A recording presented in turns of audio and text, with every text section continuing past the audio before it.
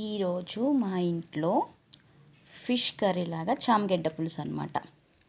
అసలు ఎంత టేస్ట్ ఉంటుందంటే అబ్బబ్బబ్బబ్బా, ఒక్కసారి మీరు ట్రై చేసి చూడండి, మీరే చెప్తారు ఎంత బాగుంది అక్క అని. నిజంగా ఎంత టేస్ట్ అంటే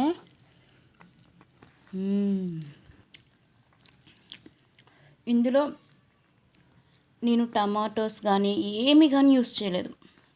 ఓన్లీ పులుసు అండ్ కొన్ని ఇంగ్రీడియంట్స్ మీకు చూపించాను నేను.